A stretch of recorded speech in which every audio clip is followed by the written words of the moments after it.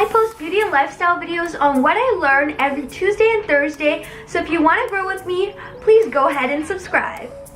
Hey friends, welcome back to my channel. Thank you for clicking on this video. In today's video, I'm going to be comparing the new e.l.f. Total Face Sponge to the original Beauty Blender.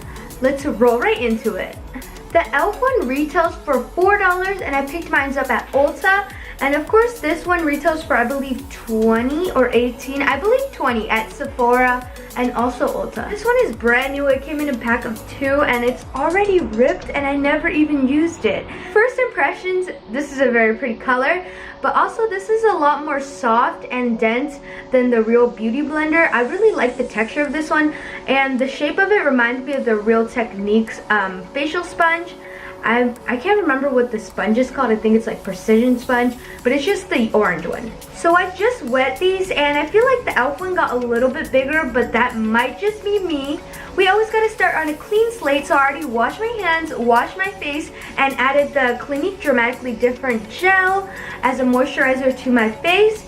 And I also let that dry and added some primer so everything is nice and smooth. As for foundation, I'm just going to use one that I already know how it wears on my skin, which is the Estee Lauder Double Wear Foundation. I don't have my regular filming setup, so I had to hold this mirror. Hopefully you guys can see me well. I'm going to start with the e.l.f. Beauty... I keep wanting to say Beauty Blender, but the e.l.f. sponge on the right side, like I said. I know a lot of people like the flatness of this brush. It really doesn't matter to me.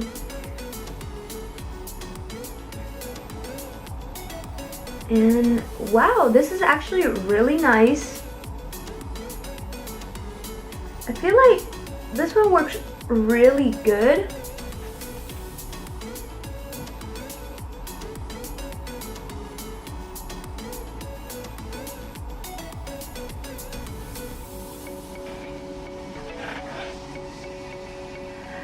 Sorry, I was so focused at looking at it, but it actually covers like really good. I just did a little bit. I feel like the density in this brush really helps you pack on the product. I'm not sure if you see, but it feels like it's a lot higher coverage than a beauty sponge, but I'm gonna see on my left side, because also this is a new sponge. I'm not sure if that matters. But I really just opened up this sponge for you guys because I'm still using a different sponge. And I like to just tap it on there. For right now, it is really high coverage. And sorry, I have a cut right here. It's like really, really high coverage. And like the way it packs on your skin, it's just really like, what is it called? Like airbrushed, I guess you can say. I actually really like this sponge. And I know earlier I said I don't prefer the flat top, but I feel like the flat top really makes a difference because it really pushes the product on there. Alright, I'm just going to do one layer and then let it dry and come back to it. And I just like to see how things layer, if it's a foundation or a sponge. But now I'm going to use the Real Techniques. Oh my god. I'm going to use the Beauty Blender on my left side. As always, I noticed that the Real Techniques, the Beauty Blender, the Morphe brush, the sponges, they all absorb the product even when you put water on it. Wow,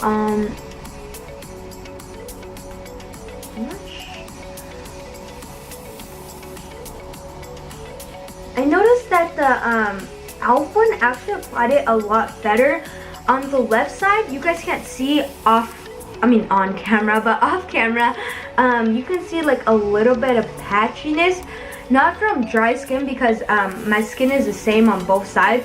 It's not necessarily patchy, but you can see like texture in the skin. I always use beauty blenders. I know I said I didn't mind it in the beginning of this video, but for pros and cons, I really like the flatness on this compared to like the roundness. And like the tips kind of seem the same, you know, just to get in the little inner corners.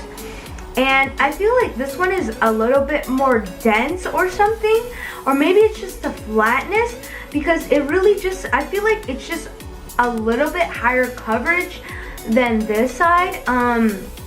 Yeah, I actually really like the Real Technique sponge, which is really identical to this sponge.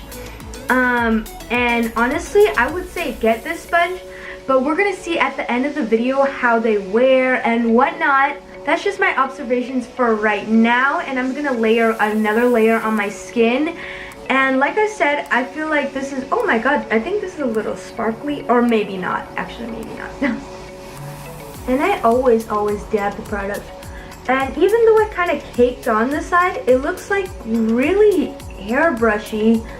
I'm not sure what the word is for it, but it looks really nice and smooth.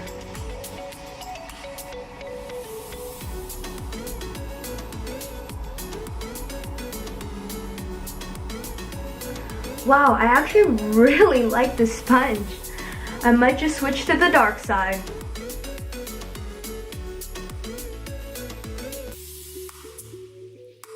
Alright, and here is the foundation. So right now I'm actually in natural sunlight, and I also have a box light, but I don't think it's doing much. So basically it's just natural sunlight, so I can see like all the imperfections and whatnot, and I think the camera picks it up as well. Sorry, I have like a mirror under me, that's why the thing is like, but honestly I feel like this side, I don't know if I'm like, let me switch the lighting over. I feel like this side is much more glowy and this side is a little bit more dull. I always use the beauty blender, but I always use a brush and then a beauty blender over it. But I actually really like the e.l.f. side more right now. So right now in natural daylight, and also I looked in the mirror, it looks a lot better on both sides, so I like them both the same. It might be because the makeup melted into my skin more, but it's not texturized or anything, and it looks flawless on both sides. Thank you so much for tuning into my video. I appreciate you so much. If you found this video helpful or liked this video, please smash the like button. Comment down below something random or which beauty sponge you prefer. As always, don't forget to subscribe to grow with me, and have the most wonderful day. Spread love.